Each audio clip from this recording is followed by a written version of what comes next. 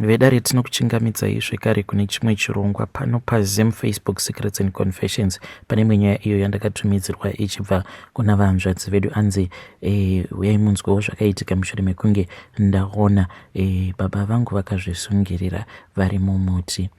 What a sad story. Let us listen to the WhatsApp voice note iro ravakanditumidzira. Makadini mukomanashi. Ini nangu amenotishwa nacho muchaenzwisisa here neni tundevele but ndoedza kutaura shona nyaya yangu yakamira sekudai. Mukomanashi ini handizivi kuti confession here kana kuti zvandiri kutaura because inini hapana chandakatadza but ndiri kutaura zvakaitika ipapo. Paranga riri gore ra 2004 anga ari January musi wa4 January tachangopinda mugoredzo. Saka it was on Friday, so that day amai vangu vaishandira taigara muBulawayo. Amai vangu vaishandira kumayadhi evarungu kuhillside, isusuwo taigara kuCement side. Taigara kuCement but kuCement kwacho taigara kumaplots. Saka manje pane zvakaitika musi wacho. Saka 2004 yanga iri nguva yekuti vanhu taiungana chiona TV. Saka zvakaitika ndezvekuti takaenda itakwa kuri kumba kwedu ipapo kwataiona TV. Ndakati ndachaisawo kubasa mazuva acho ndatanga kushanda. I think I was 16, 17 there. Ndakushanda ndichida kuti ndinyore ndipamwe olevel yangu. Saka ndakangoti reka ndipanobatsirapo nepapo pane imwe saluni yandakangoona pane vacancy. Ndobva ndazokumbira kuti pana chandogona hangu asi ndogona kudini, ndogona kunge ndichigezisa vanhu musoro nekucleana musaloni. Ndobva vandihaya. Saka takaenda tiri twin neshamwari yangu. Saka vandihaya papaya neshamwari yangu takatohaiwa tese. Iye shamwari yangu at least aigona kuruka vana free hand, ini ndaisagona. Saka zvakazoitika nezvekuti ndati ndachaisa nova ndaenda kumba. Ndasvika kumba tobva taona tatandarawo tichiona TV. Saka papane murume aigara kunext door akatouyawo kuzoona TV. Taona TV papa ndobva vanhu papa nekasopu kaitambwa kuma 9 kuchinosvika 10. Saka ini ndakabva ndadini ndabuda sopu iyo yapera. Ndobva ndati reka ndinovata. Saka pakunovata handina kunovata. Handinombodza kuti pane dzimwe nguva dzokuti hausviki uchingorara handinoona. Saka ndangosvika ndaingohameno chandaifungawo ipapo ndanchiri mudiki. Saka ndangosvika ndikatongorara handichingotarisa hangu papa sitomborina malaitsi. Ndaintorora murima parumu yacho.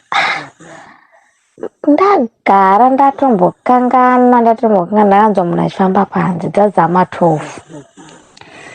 Munhu yari kufamba panze straight achinanga mumba mangu achipinda pandairara papa. Ndaivata murumu iyoyi yange itori netools box. Handiti ine tools box rababa vangu. Saka ndikuona ndibaba wangu vakashama siya havana kupfeka. Ndikutoti ko baba chii. Ndakanyarara ndikati zii ndikaita sekuti ndiri munhu adini arara. Ndibaba wangu havana kupfeka. Ndokubva ndatarira vakangonanga straight patools box ravo. Saka imba yacho yataigara yange iri 30. Vananga straight patools box ravo vatora tambo iyaya yeteching iyaya vabuda nayo. Saka pavakaitora yange isina kunyatsogadzirwa zvakanaka yange yakareba zvokuti vakangodhonza. Saka yakangoramba ichiita noise ichienda handiti vachidhonza vachifamba nayo ichienda. Saka ini ndobva ndamuka ndikati kasi papinda mbavha here kana chii. Asi baba vangu vakashama. Reka ndibude ndinonzwa kuti kuna mai vangu chii chiri kuitika. Ndasvika mumba muya pavairara. Ndakasvika ndikadana, mama ko chii chiri kuitika? Mama vangu havasi kupindura.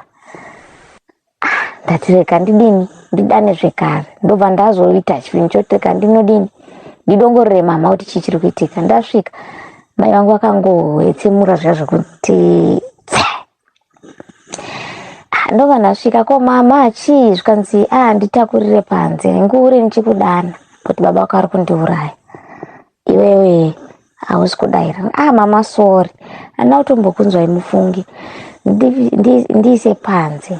Vakatanga vakati ndidire mvura, ndatora pake ndavadira mvura, ndiise panze.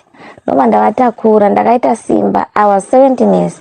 Ndakaita power yekusimudza mai vangu ndikanovaisa panze nemaoko. Ndavaisa panze papa handini ndeka ndaivepo mumba macho. Munin'ina wangu anga ari grade 4, anga akarara pasofa zvokuti hapana chaakadini chaakanzwa nokuti anga ari mudiki. Ndasimudza mai ndavaisa panze, ndaona kuti apa mai vangu vakuwara. Havana chavakataura, pavangoti wini ndiise panze, ndobva ndavaisa panze, ndavararisa panze pasi. Inini ndakabva ndaita chivindi, ndobva ndamhanya ndakuteera baba kwavange vaenda. Ndamhanya ndasvika mberi uko ndadana, baba hapana akadaira. Ndadana hapana akadaira. Ndikati kuti reka nditsvage chirubatsiro. Ndadzoka bheki kuna mai. Baba vangu vange vapinda sango. Ndadzoka bheki kuna mai nokuti papo pataigara baba vangu vaive garden boy. Ndadzoka kuna mai, mai vakati ndakupindwa nechando, nditorere magumbezi. Ndakatora magumbezi ese anga ari mumba ndikavawaridza, chingoti ndikunzwa chando. Ndobva ndavawaridzira ndichivaisa pamusoro. Ndamhanya futi ndatevera murume uya aiona TV. Ndasvika ndamukokodzera, ndakamudana nezita, ndokumbira kuti mai baba vangu vakuvadza mai, saka ndokumbira kuti muuye kupi kumba mundibatsirewo. Murume uya ndobva azomutsa vamwe vanhu ikoko kwaanga achigara nokuti kwanga kune kamufambo mbichana. Saka ndakamhanya ndikaenda ikoko. Apo mwedzi wangu wakachekanyika kuchitooneka chimwe nechimwe. Nguva yacho inoti kana ikasvika, so zvinhu zviya ndakunamata mukomanashi, but problem ndeyekuti zvinhu zvakaonekwa nemeso handiti haungazvidzimi just like that. Ndamhanya papa ndadzoka pamba, vava vari kumutsana uko. Ini ndadzoka pamba ndazotaurisa mai, vakati dzokera ndinotsvaga baba wako. Ndikatoti alright. Saka ndakaita pfungwa dzokuti ndidini ndimhanye ndotsvaga baba futi kechituu. Ndobva ndaenda. Ipapo ndakatofamba chaizvo chinhambo ndichivadana handina kuvawana. Ndadzoka zvekare ndikati no man, zvaitika izvi, rega ndimbosecha mumba. Ndatanga kutsvaga. Ndopandazosvika paoverall yanga yakapfekwa nababa, yanga akapfeka masikati. Ndobva ndatora papa nekatsamba kaanga anyora, kakanyorwa kunzi vana vese vaende kwasekuru vanozvara amai nokuti ndo vanoita kuti mai vangu vateerere vamuteerere iwo baba vangu. Ndobva ndangoti reka ndidini ndiise tsamba muhomwe. Ndobva ndaisa tsamba yamuhomwe ndandingofamba ndinayo. Ndadzoka papa ndokubva ndazotaura ndakawana vanhu vava vachangosvika. Zvikanzi iwe uri kubvepi? Ndandobva unotsvaga baba. Zvikanzi aiwa hauchatsvagi baba because munhu kana adaiso apinda chisango asiri munhu, kana munhu adaiso ayamuka. Baba wako hanti vanoshandapo unomuziva murungu? Ndikati unombotaura naye? Ndikati kanzi hande kugeti tinotaurira murungu kuti at least afonere ambulance iwe izobatsira mama since vachiri vapenyu. Ndaenda papa ndataura nemurungu, ndamuudza murungu ndobva atofonera ambulance. Haina kutora nguva hayo, but yakatora nguva because yange isingatongomhanyi. Paakasvika ndokubva ndavatakura mai vamaisa muambulance. Vaifamba vachigomera nzira yese vachigomera. Apo vaive vanokwira muambulance manesi ayaya aitofamba achitaura neni nyaya but ini ndandisipo nditoradzira kuti vari kutondinetsa vachindibvunza mibvunzo ko baba wako chii chaitika vanomwa doro here aiwa vamwe doro apo ambulance yacho isingatombomhanyi ichizvifambira ndikaroti hei Mwari. Tasvika paCentral Hospital takasvika dzadza muma2 mukomana acho ndakarwadziwa. Mai vangu vakasumudziwa kubva mustretcher bag vachiiswa muwheelchair vachipinzwa muhospital. Musoro wavo wangu wakura kuita zidzoro kudai vachichema kunge mombe. Mukomana acho ndakabaikana zvokuti amenoti ndingatsanangura ndichiti chii but ndarwadziwa kudaro. Ndokubva umwe nesi auya kwandiri zvikanzi pane injection yatinofanira kubaya mai vako asi inodhura. Inini nekuti ndakushanda ndakangoti aiwa chero ichidhura zvinana problem, inini ndinodini ndiri kushanda. Apo mari yacho ndaishanda yanga isingatombotengi chinhu but ndaizviudza kuti chero vakanditi ndogona kuibhadhara upenyu hwangu hwese ndichiedza kuti mai vangu vayo vapenyu. Ndopakazouya mupurisa auya nokuti yange yatoripotwa case handiti. Mupurisa auya ndobva apinda akacheka mai vangu ndobva adzodzoka. Kare mupurisa adzoka akanditi ko pane zvawaona here kana kuti pane tsamba here kana chii.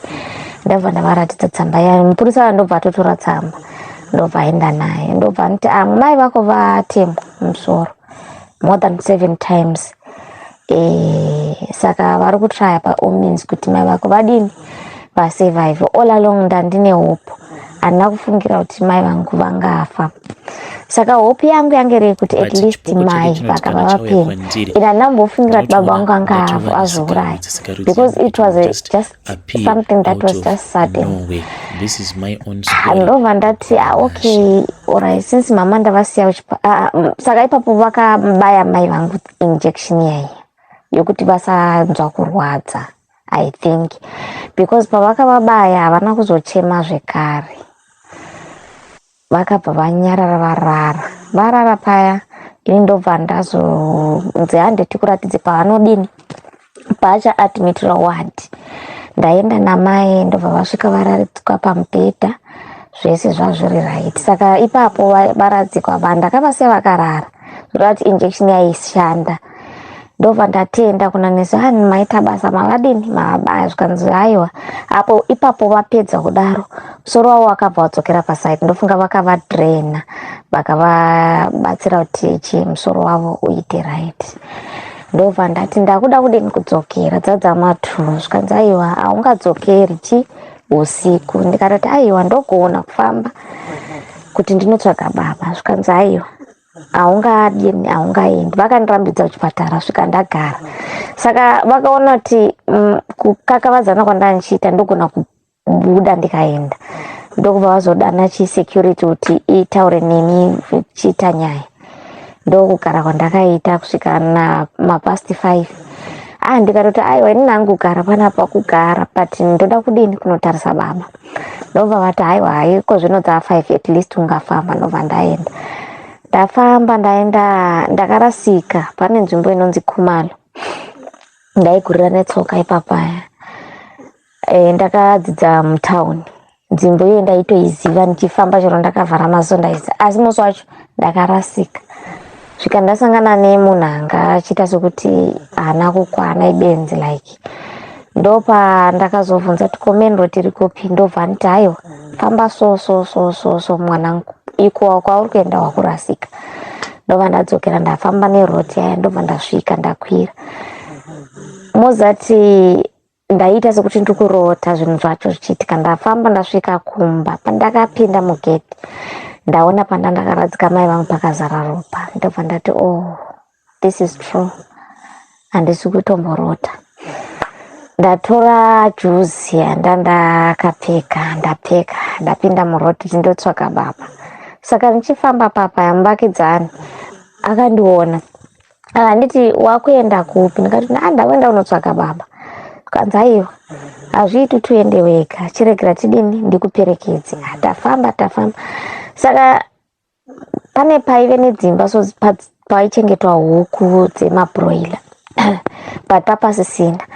Ndafamba papaya ndatoona ti baba vakambopinda pane imwe rumba akamboedza kuzvisungiriramo vakatadza. Ndafara paya kuti tambo ndiyoika, saka zvoreva kuti havana kudini kuzvisungirira.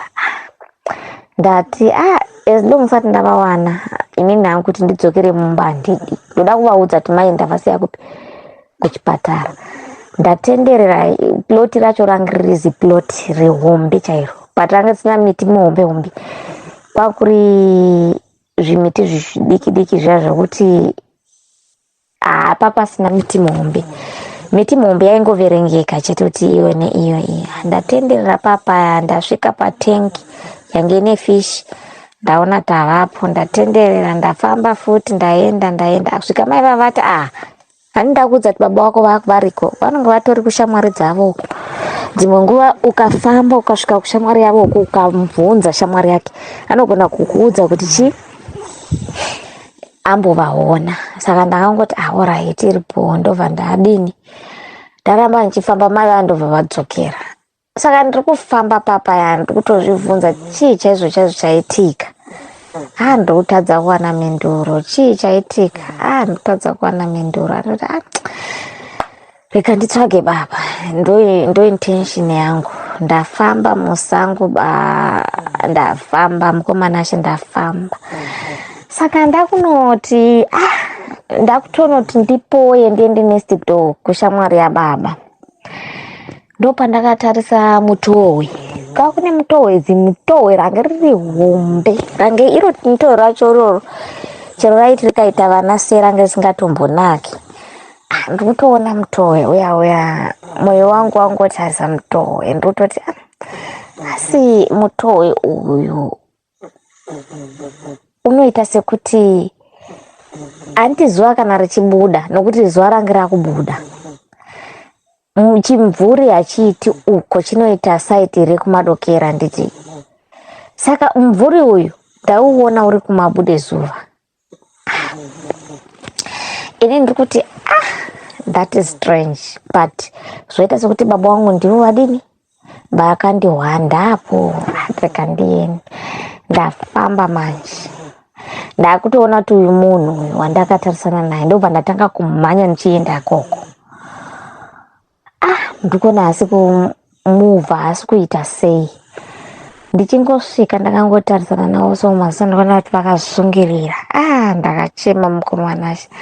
Ndakaridza mhere iya yekuti vanhu vange vari kure vakandinzwa. Ndakachema ndikaumburuka pasi ndikachema. Asi ipapo pfungwa dzekuti handifi ndavaona munhu uyu dzadzisipo. Ndanchiri mudiki ndaichemera kuti shuwa baba vangu kusvika vazviuraya kudaro.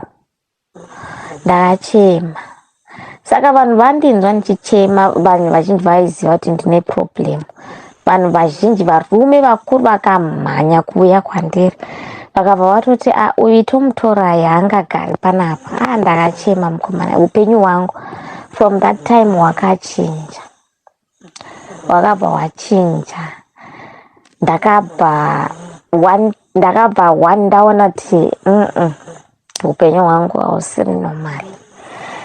Apo ndine vakoma nehanzvadzi dzangu, ndine vanin'ina vasikana 3 nehanzvadzi dzangu 2. Vese inda ndasara nemunin'ina wangu musikana uyu anga akarara musitting room nguva izvi zvichiitika. Then the rest vange vari kumusha kwambuya vanozvara mai. Ndobva ndatakurwa. Vanhu vakutanga kufona, kwakudanwa hama dzedu, vanhu vakuuya. Mukomana she, this thing happened ndane 20 years right now. But kana ndichitaura nezvazvo zviri kundibaya, zviri kundirwadza. And that thing affected me in my relationships. And what happened is baba vangu vairova mai nguva zhinji. Baba vangu munhu anga akarwa hondo, handiti iyo hondo iya I think ndiyo yegukura hunde or amheno idzodzi hondo idzodzi, but somehow akava part of vanhu vakaenda kuhondo, because pane time yekuti vaiti vakamuka usiku vachihumana unowanza vachiti madissident.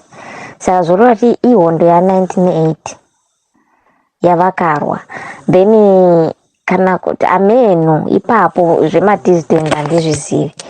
Then baba vangu vari kuhondo ikoko vakazoita problem yekuti vakazvipfura gumbo, ndofunga vakatiedza kukoka futi ndobva vazvipfura gumbo, ndosaka vakazobviswa ikoko zvikanzi vauye kumba vazorecover. Ndofunga hondo yacho yakabva yazopera, ivo havana kuzodzokera. Asi nyaya yacho ndeyekuti inini zvakaitika handitombozivi kuti nditi ndonongedzera kuti apa, but zvakangooma mukomanashe.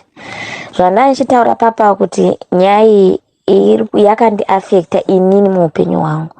Inini ndikaita boyfriend ikangondisa ruoko handichaida,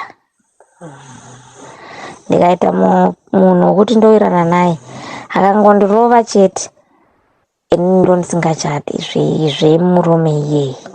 Saka ndaedza kuvaka azvaramba. First marriage yangu ndakagara 5 years.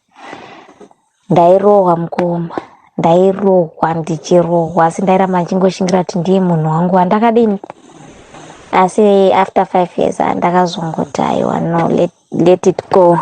Akaedza kunditaurira kuti tagara makore yowe zvazvodai, ndikati yo.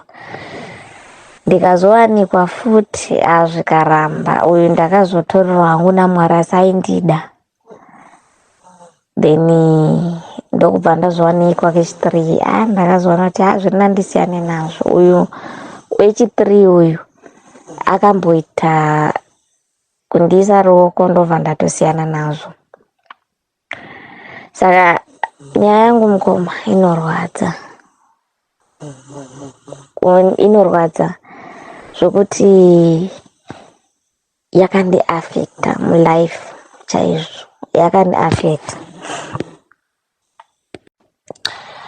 Kana makuzoposta mundiudze mukomanashe nditeerere, uyezve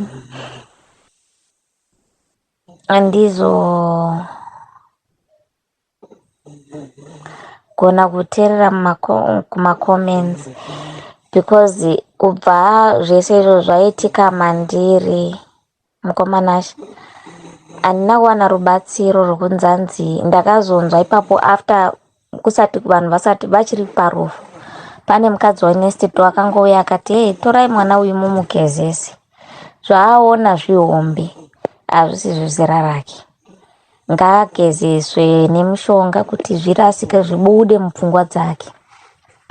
Saka hapana akaita rudo nesu mukomanashe. After rufu takasiyiwa mumba imomo, ini nehanzvadzi yangu tiri 2, vamwe vese vakaenda. Tasiyiwa mumba imomo mukomanashe. Vhiki rakati rapera rechi2, mumwe tete angariwe kwababa akazodzoka akanditi hapana chamuri kuona here, hamuna kana chipoko, hamuna kana chii chamuri kuona, hapana. Ndikaroti hapana, zvikanzi Mwari akanaka. Mumwewo inini handina kuzogara ipapo nekuti zvinhu zvese zvakaitikira mumaiso angu. Saka mai vava vandaishandira ndo vakazonditora vakanichengeta, vakashandiswa naMwari zvisingaiti, nokuti vakatondiudza musi wacho pavakanditora. Ndakatokumbira kwavari ndikati mama ndikombera kuti ndigare nemi, zvikanzi ashwa kuti uchiramba uchigara kwawanga uchigara hazviiti pamusoro pezvinhu zvakaitika mumaziso ako, hazviiti. Regera kugara ikoko, uya ugare kumba kwangu, ndobva ndatanga kugara navo. Apo vakatondibatsira zvisingaiti. mukoma ndokumbira kuti amenoti muchazvisanganisa sei. Saka zvaitika after rufu, handi ndandisati ndapedza nyaya yacho. Zvaitika after rufu mukoma ndezvekuti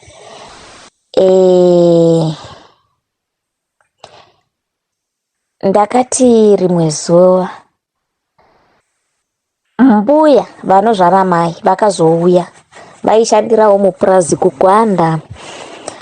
Ndobva vazouya vatora zvinhu zvese zvazviri zvababa namai, zvese hembe dzavo zvese vakazvitakura vakaenda nazvo kupi? Kumusha. Vari mbuya vanozvara baba, handiti vanozvara mai. Mbuya vanozvara mai pakasiyiwa vana vese ndokwazvakaenda zvese. Saka rimwe zuva ndakatanga kurota baba vangu vakauya, baba vachitaura neni, asi vanga vasinganditariri pamaziso. Vaitaura neni mukoma vachinditi ndikuda zvinhu zvangu. Vakapopota ndikanyatsotaura navo ini ndikati aiwa, hanzvadzi yangu ndo yakatora zvimwe zvinhu zvenyu. Ini ndaitofunga kuti vari kuda na radio na TV na chichi. Ndaisaziva kuti vari kuda hembe dzekupfeka.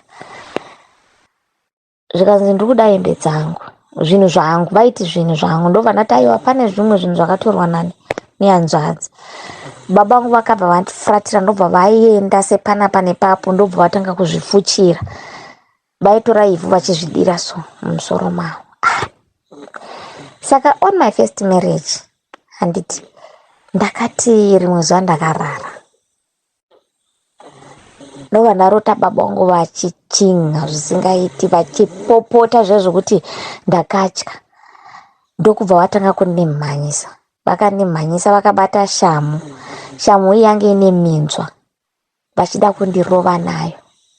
Saka ndakazogona kubhururuka, like ndakubhuruka asi ndandisiri kure ndaive pedyo, so zvokuti ndaitotya kuti vangandirova. Handiti hope idzi dzababa ndaiti kana ndikadzirota, handina kurota even hadzisi dzoga, ndakarota dzakawanda, dzimwe nguva kukura ndakutokangana. Ndobva ndadzokera kwakoko baba vangu vari ndavarota vachiti so hembe, vari kuda zvinhu zvavo. Mbuya vangu vakanditi aiwa, ihope chete mwanangu, ihope dzauri kungorota idzi, hai hapana zviripo. Ndikaroti okay, alright. Ndobva ndadzoka. Asi inini kubva ipapo inini handingagari nambuya vangu for 2 days tisina kurwa. Tinotorwa chete kutopopoterana chezvo. Neniwo ndonichinzwa kuti ndiri kurwadziwa, zvinhu zvacho zvavari kunditira hazvisi fair. And for sure zvimwe zvinhu zvacho zvinonge zvisitombori fair, because mostly fanike, let's say incident yakaitika recently, handiti ndine vana inini vandakazvara vari kumusha ikoko kuna koko. Saka vana ava chero ndikavakumbira mbuya vangu vanondinyima vana vangu, inini ndiri muBotswana. Saka ndakamboti rega nditore vana, at least kana chandadya vadyewo, because sometimes ndisina mari yokutumira, hapana nonzwisisa kuti handina. Munhu wese anonga achiti ndokangana kuti ndine vana, handiti ndikati rega ndidini nditore vana. Mbuya vangu vakaramba nevana vangu, zvakandirwadza zvokuti ndakagumisira ndakurwa navo mufoni kuti koko hamunganinyimi vana ndiri ndakazvara vana. Zvikanzi inini ndakakuchengetera vana vachiri vadiki. Ndikati handisi kuramba, asi ndiri kudawo kuti ndimbova navo, ndimbofambawo navo mumashops, ndichitenderera navo ndichivatengerawo zvavari kudini, zvavari kuda. Apo ini ndakatoti vanodzoka, asi ndaiziva kuti kana vakangouya kunoko handidzokeri navo, ndina ndidzidzise vana vangu kunoko. Because koko vangu vakazonditi rimwe zuva, inini ndichida kucheka mabhuku evana kuti vanodzidza sei kuchikoro. Vana vangu mukoma, especially musikana atori nani, vadika vari wese madhandahedhi vese. Saka ndakati koko zvino kana imi muchikoshesa kuti mwana achibva kuchikoro unotora madhongi emuvakidzani hana vana here? Zvikanzi vana navo but vanodhakwa, vanoita chakati, vanoita achitaura zvakaipa nezvevana ivavo. Ndikati saka mwana wangu ndiye akakodzera kutora madhongi avo here? Zvikanzi ndikatovunza ndikati ko Kana mwana wangu airi anotora madhongi, homework anonyora nguvai, kuverenga chaiko anoverenga nguvai, zvikanzi aiwa mwanangu pane zvimwe zvinhu zvokuti hapana zvokuti unozvitiza, because kana mwana agara ari irombe anozofa rirombe. Mozati mukomana wacho ndakabayiwa nemanzwi iwayo, nanhasi ndikamafunga ndinochema. Nhasi masikati ndatimbochemera izvozvoti dai Mwari vapindira muupenyu hwangu, ndigonoti nditore vana vangu ndichengete ndega, ndidzidzise ndega. Kana ndatadza ndatadza kuvadzidza inini, panoti nditi shuwa ndakaregerera vana. Mbuya vangu havasi kuda nevana vangu, sekuru vangu anonga achinzwa influence from mbuya, nokuti mwana iyeye akanotora madhongi, mukomana uya muvakidzani iyeye kana yanguva yekurima anouya orimira mbuya vangu mahara. Saka apo mwana wangu ari kushandiswa kutora madhongi iwayo, inini hapana chandiri kuwana, future yemwana hapana. Saka inini ndikuda kuti dai Mwari apindirawo ndigone kutora vana vangu. Aminoti mukomana wacho ndiri kukanganisawo here kuti nditore vana, because inini nambuya chazvokuwirirana hatiwirirani. But nyaya iyi yakatanga after ndichivaudza hope idzodzi vachindipikisa. Handina kuti asi ndakazvicherechedza kuti pesa pataiwirirana. But after that incident hatinonoki kunhongana nakoko, of which ndondiri wrong because ndiri mwana. But pane zvimwe zvinhu zvokuti ndoona kuti hazvisi fair, because I'm not treated like other kids mufamily. Vazukuru vamwe vari kutotreatwa zviri nani kudarika inini. Inini ndikaenda kumusha ndinochera mvura ndoenda kuhuni. Pane munin'ina wangu wekwamainini akasvika ipapo, chero yekugeza anoteererwa nevana vangu. Munin'ina wangu mumwe munin'ina wangu anozvarwa neni anonochera mvura anonotsvaga huni, but avo vamwe havaitwi zvese izvozvo. Saka zvotondibaya zvotondirwadza, and handizivi kuti ndingabatsirikana sei. Ndokumbira kuti kana pane anegona kundipawo chero advice andibatsirewo.